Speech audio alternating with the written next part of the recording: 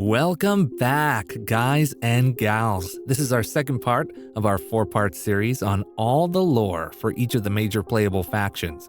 If you didn't watch the last video, I recommend you go and watch that one too, unless you're just here to look at your favorite one. And this video is about my favorite playable faction, the Caldari. Let's talk mega corporations, throwing missiles at all of your problems, and of course, the most important thing in EVE Online, money. The Caldari state is an authoritarian, militaristic nation, founded on the pillars of duty, loyalty, efficiency, and hard work. While not as large a society as that of the Gallente or the Amar, the state is still universally respected and admired.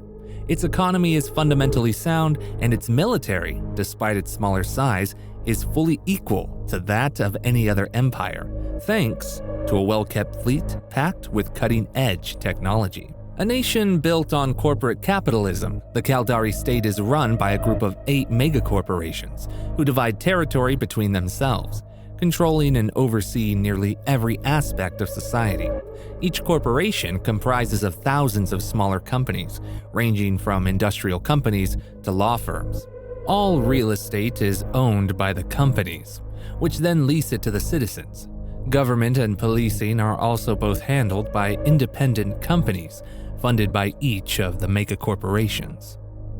Before the founding of the state, the Caldari were not a singular entity. Like their Gallente neighbors, they were composed of different races on different continents across Caldari Prime, although the bulk of the population was located on the Tikiona continent. Tikiona was united between AD 17453 and AD 2988 under the Rata Empire, with existing ethnicities at the time organized into political entities in the form of houses. The term Caldari was coined after the first contact with the Gallente in AD 22517 as a planetary identifier used to distinguish the races of their home world from those of their newfound partners. By this point, each Caldari race was organized into its own fully fledged nation on Caldari Prime, with minimal to no cross-ethnic mingling. The boundaries between these ethnicities were profound, not only in physical appearance, but also culturally, with the Caldari's concept of a nation differing vastly from the Gallente's definition, the latter of which tended to be built around ideology rather than race or culture. Even when the megacorporations secretly colonized regions of space on behalf of their master nations, the Caldari continued to identify by their original ethnicity. This practice continued after the founding of the Federation.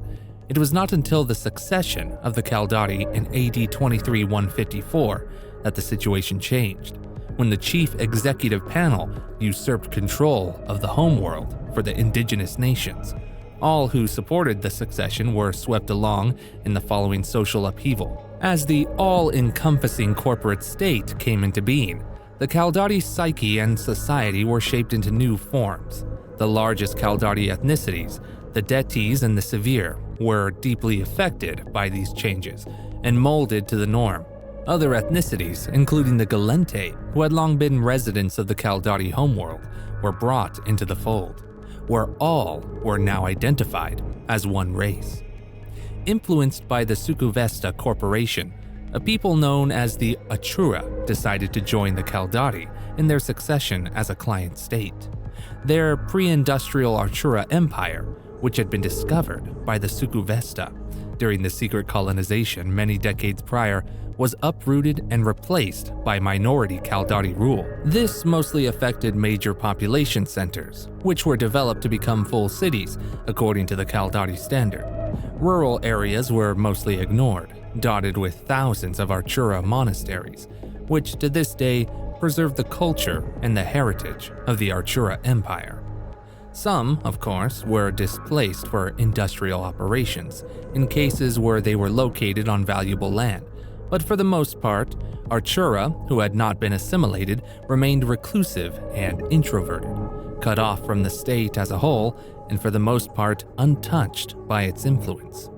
It was only at the beginning of the Capsuleer era that the Achura acquired interstellar recognition, as many of them, discovering a natural aptitude, sought out capsuleer training. Over the course of the Gallente-Caldari War, militant fringe groups of Intaki, experienced military personnel in particular, sympathized with the state and asked to join the Caldari Navy, wary of the fact that the Intaki had a very different culture to the Caldari, but still pragmatic enough to realize the military and political benefits of enlisting turncoat veterans. Caldari officers placed these Intaki in segregated divisions.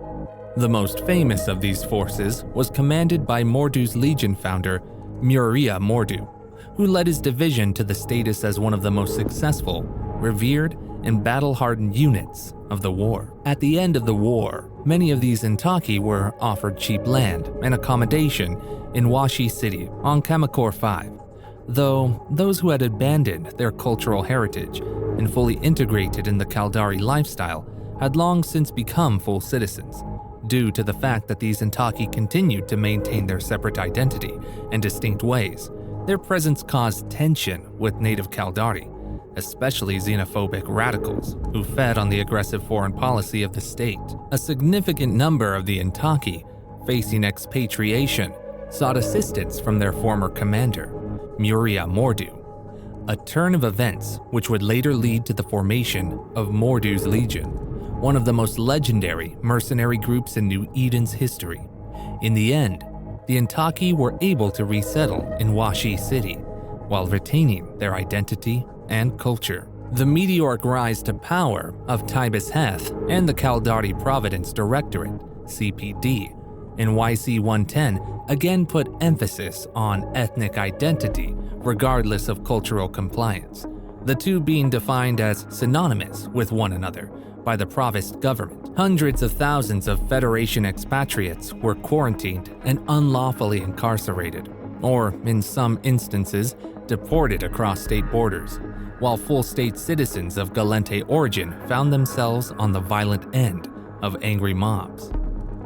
Today, the Caldari state is built on the cornerstones of patriotism and hard work that carried its ancestors through the hardships of living on an inhospitable, barren homeworld. While the state is built on corporate capitalism, which gives the corporations dictatorial powers, they are just as bound by Caldari custom and laws as the individual, and the fierce, continual competition between the corporations ensures a healthy, consumer-based social environment, which benefits everyone. Together, the Big Eight, which is the nickname for the 8 megacorporations who handle the most domestic matters, own more than 90% of all property within the state. Each of the 8 is made up of thousands of companies of various sizes, ranging from simple mining companies to powerful police organizations. Each corporation rules its territories like its own kingdom, with its own corporate law and little interference on domestic affairs from the Chief Executive Panel, the CEP. The Chief Executive Panel is a political entity which itself is jointly owned and run by the Caldari megacorporations. The CEOs of the megacorporations sit on the board of the panel to ensure that the companies are kept in line when competing with each other, smoothing over potential conflicts before they escalate out of control. The panel also handles the foreign policy of the Caldari state, and is the closest thing to a government that the Caldari have. The Chief Executive Panel also holds executive authority over the Caldari Navy, with the power to dictate any offensive or defensive actions deemed necessary to preserve the security of the state.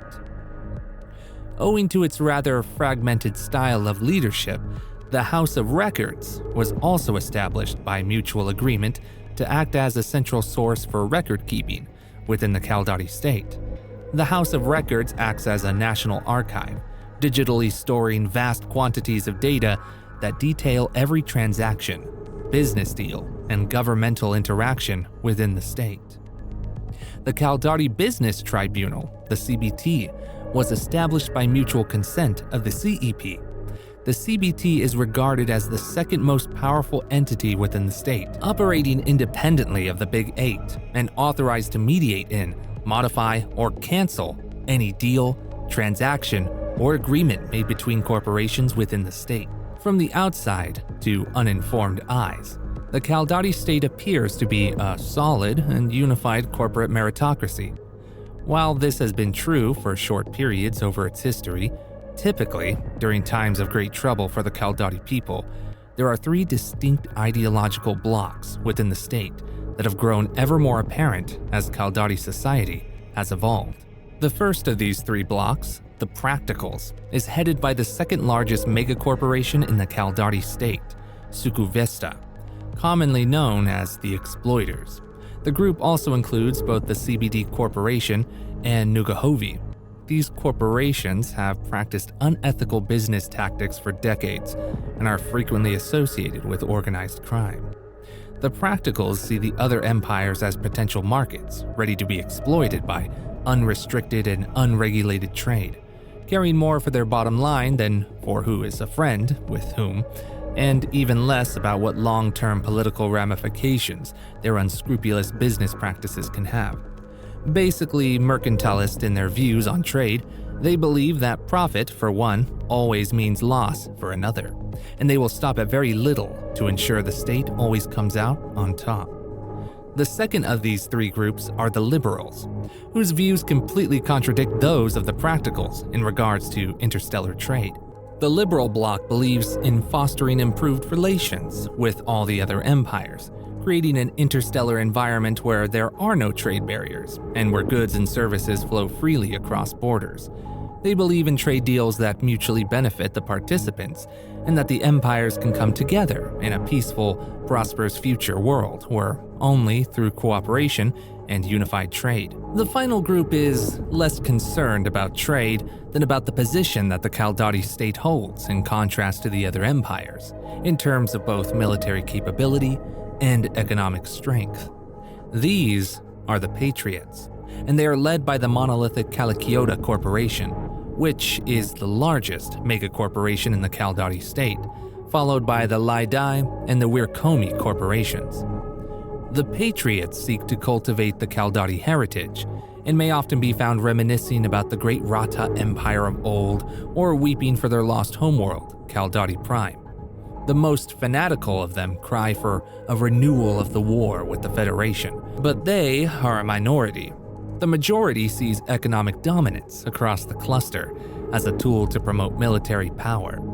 The Patriots are willing to negotiate alternative ways to acquire Caldari Prime, other than through war. But they know they can only realize that dream by convincing the Federation of the economic and, most importantly, militaristic superiority of the Caldari state. They strive to promote a state that outshines the Federation in every possible way. More than any other faction, the Caldari state has a fixation on its finances and financial systems. The state has no central currency, with each megacorporation using its own scrip. Independent corporations use the scrip of a patron corporation, or the ISK. Each megacorporation is then built around a massive investment bank, which forms a skeleton for each individual corporate empire. Caldari Funds Unlimited serves as the closest Caldari equivalent to a central bank. In addition to performing many of the functions of a normal financial institution, Seaguard Financial was a competitor to the major Caldari banks until YC29, when it was placed under extreme sanction by the chief executive panel and destroyed through corporate warfare. The rule of megacorporations extends not only to the financial system, but to the military branch of government as well. Each of the corporations runs their own military and police force. Corporate police forces have legal authority to act as police proxies within corporate jurisdiction, though in cases where the regional police have a presence, their authority supersedes corporate police. It should be noted that within the corporate security forces, police duty is considered a lower form of duty than military duty.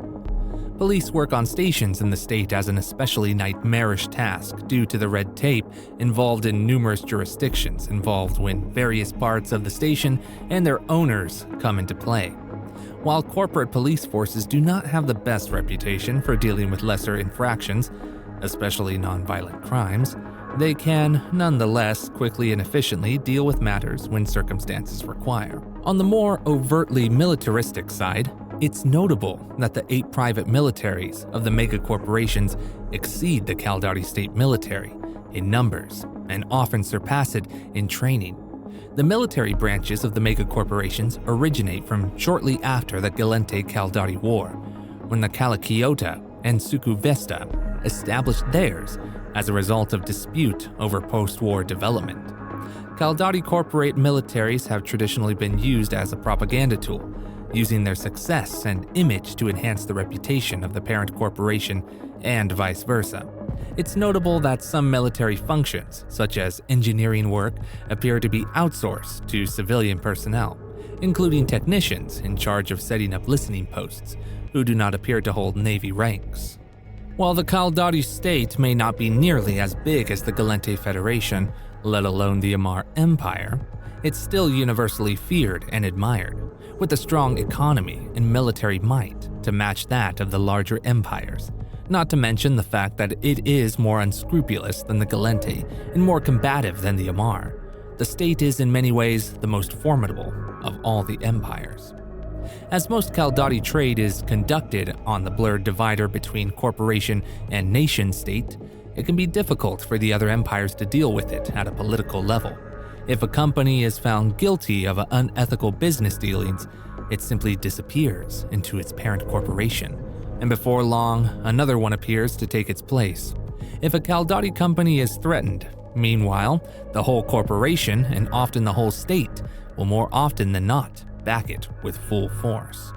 Military tradition is a core part of the Caldari society and heritage.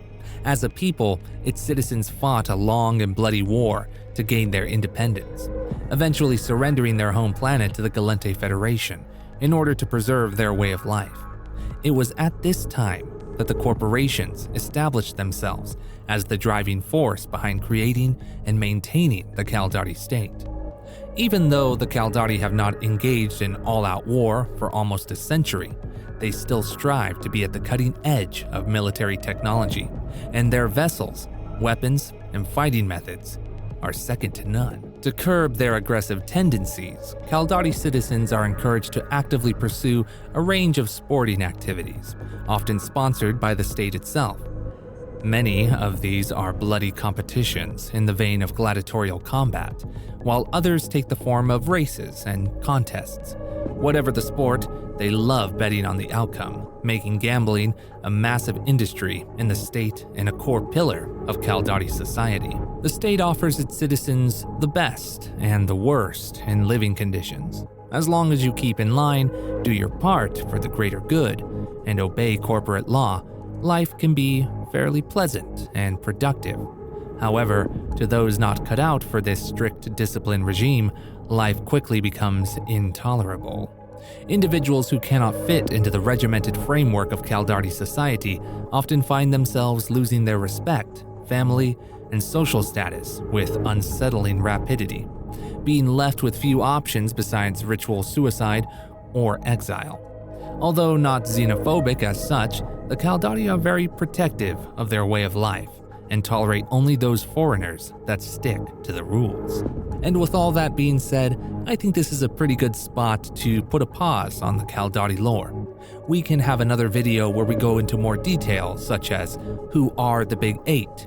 You heard a little bit about them here, but each of the corporations are fleshed out and they do various important activities besides the ones that we currently mentioned. But until next time, please like and subscribe. Thank you for listening, and we'll see you in the next video.